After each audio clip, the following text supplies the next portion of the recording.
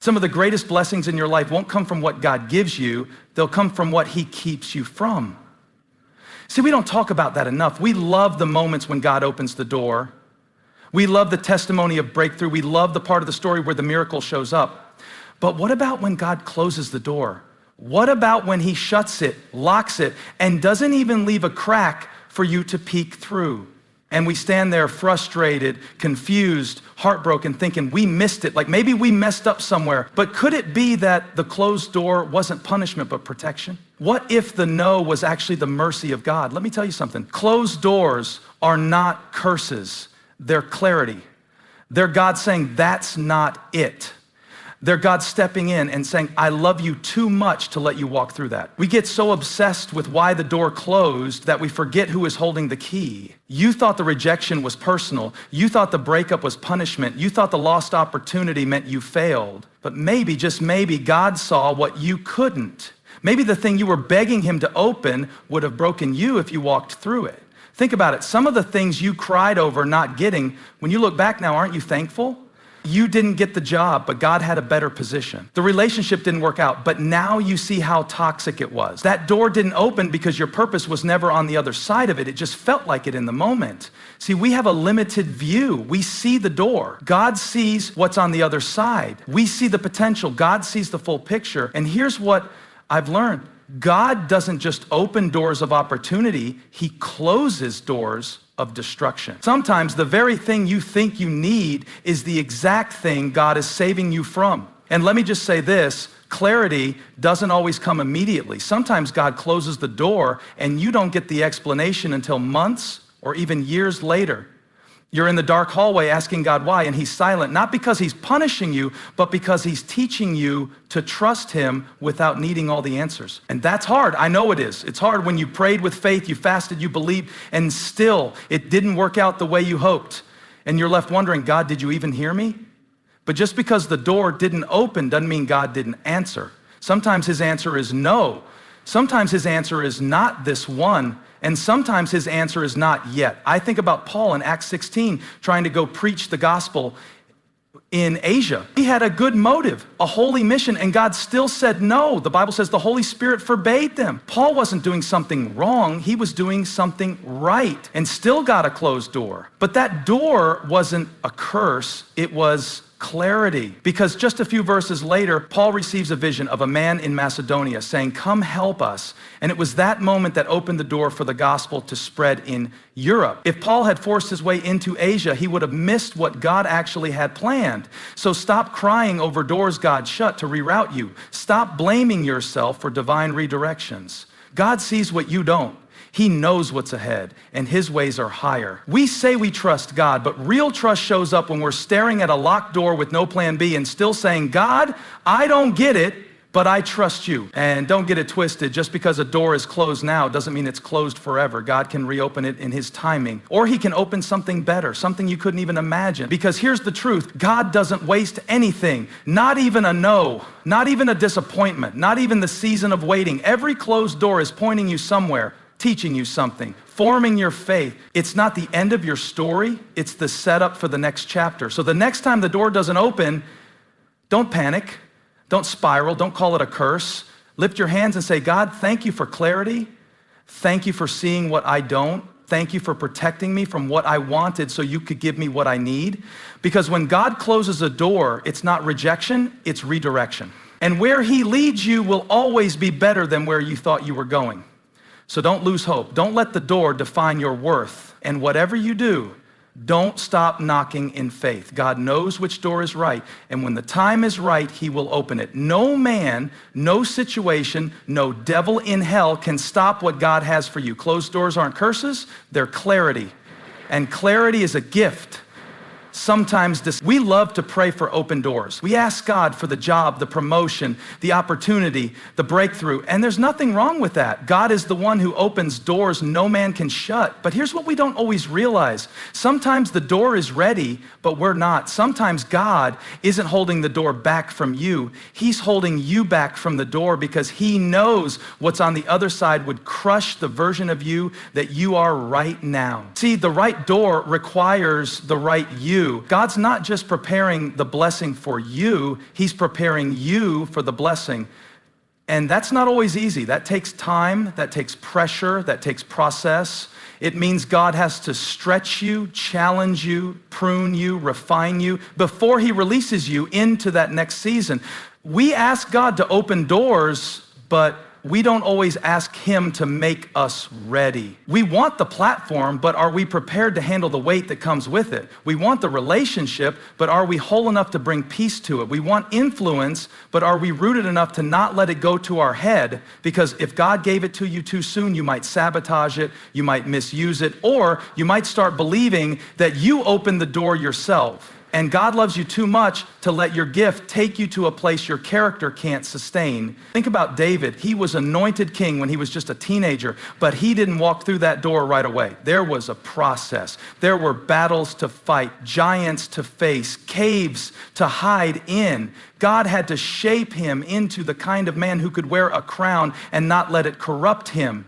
The same is true for you. God knows what he's placed inside you, but he also knows what still needs to be burned off of you. He knows the insecurities that would ruin the opportunity. He sees the pride that would poison the platform. He knows the fear that would paralyze you when pressure hits. So he waits. Not because he's punishing you, but because he's preparing you. See, we think delay means denial, but sometimes delay means development. The door is coming, but first you've got to grow into it. You've got to become the kind of person who can walk through it with confidence, humility, and integrity. Some of us want the destination, but we resist the process. We want to go from the pasture to the palace overnight. But that's not how God works. He doesn't just anoint you, he builds you. He doesn't just promise you, he prepares you. And preparation doesn't always feel spiritual. Sometimes it looks like being faithful in places no one sees. Sometimes it looks like staying humble when others get there first.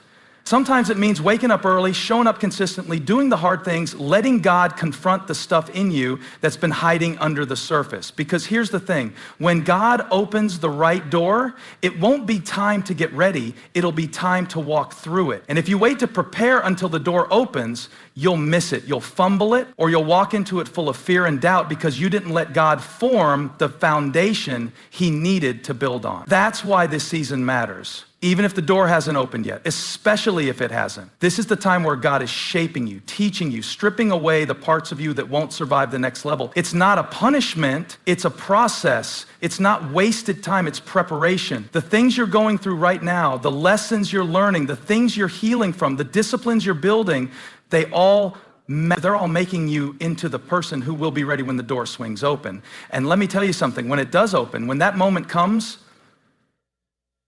you're not gonna have to force it. You won't have to beg your way in.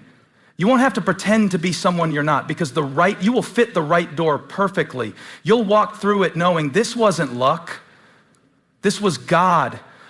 This was refined, and you'll be able to stand in that room, in that role, in that relationship, knowing you were made for it. Because God shaped you for it. So don't despise the preparation. Don't rush the process. Let God do what only he can do. Let him build the version of you that can handle what you've been praying for. Because the door is not just about access, it's about alignment. It's not just about getting what you want, it's about becoming who God called you to be. And when the right you meets the right door, you won't have to knock it down. It will open with ease because you'll know this is it, this is mine, this is what I was made for. Worry is exhausting, isn't it?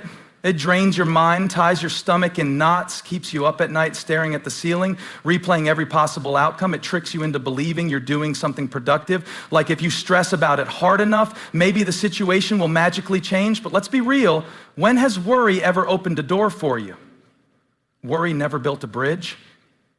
Worry never fixed a broken relationship. Worry never moved the heart of God. Worry never opened that job, that opportunity, that next season you're waiting on. And yet we treat worry like it's a strategy, like it's a key. Like if we worry just right, maybe things will finally break our way. But Jesus made it clear in Matthew 6:27, can any one of you by worrying add a single hour to your life? Nope, not one. You can worry all day and the door will still be shut. But your faith, that's a different story.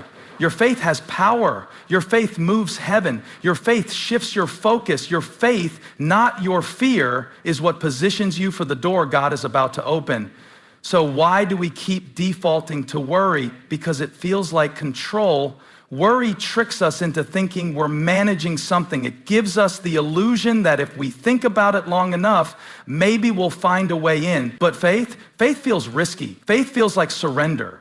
And that's exactly the point. See, worry puts the pressure on you, but faith puts the weight on God. Worry says, what if it never happens? Faith says, even if it doesn't happen the way I expected, I trust God's still in it. Worry is rooted in fear. Faith is rooted in truth. And the truth is this: if God has promised you something, no amount of worry can speed it up or secure it, but your faith can posture you to receive it.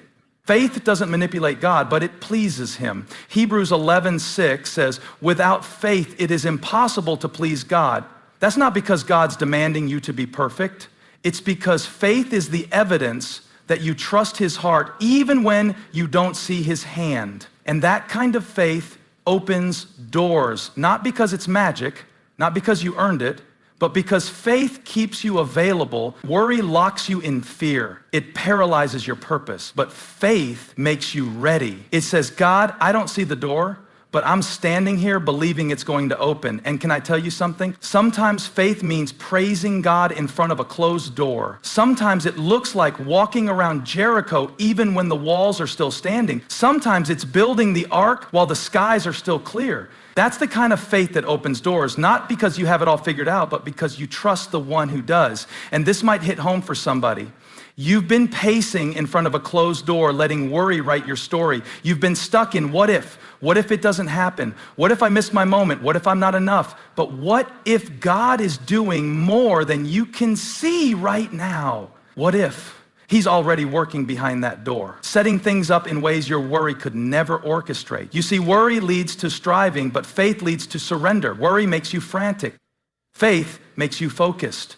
Worry tries to control everything. Faith says, God, I release it to you. And the truth is, when you're living in worry, you're constantly reacting. You're checking every update, every phone call, every situation, trying to get a sense of control. But when you're walking in faith, you're responding to God's voice instead of reacting to your fear. You move different, you speak different, you wait different, because when you believe God is the one who opens doors, you stop panicking about which door will open. You stop comparing your door to someone else's. You stop trying to pry things open with your own strength. You start to realize that if it's your door, it'll open when you're ready, not when you're worried. You don't have to manipulate it. You don't have to chase it. You just have to trust for it. And don't confuse waiting in faith with doing nothing. Faith doesn't mean you sit on your hands. Faith means you prepare. You praise, you plant, you show up every day with expectancy, because even if you don't know when it'll happen, you know who holds the key.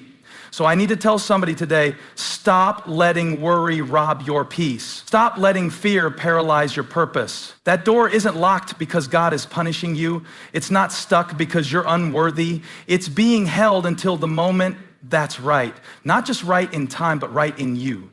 And until then, your job isn't to worry your way into it. Your job is to walk by faith, because at the end of the day, your worry won't open it, but your faith just might. We're always looking for the next door, the next season, the next opportunity, the next big thing. And while there's nothing wrong with vision, nothing wrong with desiring more, stepping into purpose, believing for greater, sometimes we get so focused on what's next that we miss what's now. But what if I told you the door you're standing in right now, the one you may not even like, the one you didn't choose, the one you've been trying to rush out of, has a purpose. Every door has a purpose, even the one you're in right now, even if it's small, even if it's slow, even if it feels like a waiting room, even if it feels like a setback. There's something God is doing here, something he's teaching, something he's preparing, something he's revealing, because God doesn't waste space. And he doesn't waste seasons. The door you're in right now might not be the final destination, but it is a necessary stop. See, we want the highlight reel. We want the moment the big door swings open. But God is often doing his deepest work behind the scenes, in the in-between, in the quiet, unseen, ordinary moments. The places you don't post about, the places nobody is applauding, the seasons where it feels like nothing is moving, but God is moving in you. You might be saying, God, I'm ready for the next thing, but God might be saying, I'm still doing something in this thing. And if you skip the purpose of this door, you won't be ready for the next one. Think about Moses. He spent 40 years in the wilderness after leaving Egypt before he ever stepped up to lead the Israelites out. That door felt like delay, but it was development. It was in that place that God was shaping his confidence, breaking his pride, forming his character. That wasn't wasted time. That door had purpose. Think about Joseph, thrown into a pit, sold into slavery, wrongly imprisoned, door after door that looked like defeat. But every single one was part of the plan. Because if he hadn't walked through the prison, he would have never made it to the palace. And when he got to the palace, he wasn't bitter, he was ready because he let God do something in every door. So let me ask you, what if the door you're in right now is part of your preparation? What if it's not just a delay, but a setup? What if the job you don't like is the place God's using to sharpen your work ethic, test your integrity, and develop your leadership? What if the relationship season you're in is growing your emotional maturity? What if the quietness, the routine, the mundane is where God is solidifying your faith so that when the storm comes, you don't get shaken? Don't discount where you are. Don't despise this door just because it doesn't look like what you pictured. God is too intentional to place you somewhere without purpose. You might not understand it now, but later you'll look back and realize, I needed that door. That season taught me something. That frustration refined me. That no redirected me. That door, the one I thought was wasting my time, was actually saving my life. And if you keep rushing to the next, you'll miss the beauty of the now. There is fruit in this room. There is strength being built in this space. There is grace for this place. But you've got to be willing to see it. You've got to be willing to stay present even when you're praying for progress, because God doesn't just work through open doors, he works in them. So what's your posture in this current door? Are you grumbling through it? Are you complaining about what it's not? Or are you committed to what it's producing? You don't have to love the door to learn from it. You don't have to understand the door to honor it. And honoring where you are is often the fastest way to step into where you're going. Paul said in Philippians 4:11, I have learned to be content whatever the circumstances. That's not passive. That's powerful. Contentment isn't giving up. It's saying, God, I trust that this door has a purpose, even if it's not the door I would have picked, because what God is doing in you is just as important as what he's doing for you. And if you let him, he'll use every hallway, every detour, every door to shape you into the person who's ready to walk in destiny, not just visit it. So don't waste this door. Don't sleepwalk through this season. There's something here. Hey, thanks for stopping by my YouTube channel. I hope you were blessed today. If you were, share this with somebody, like and subscribe, and leave me a comment. Let me know where you're watching from, what we can pray for you about. Hope to see you back here again really soon.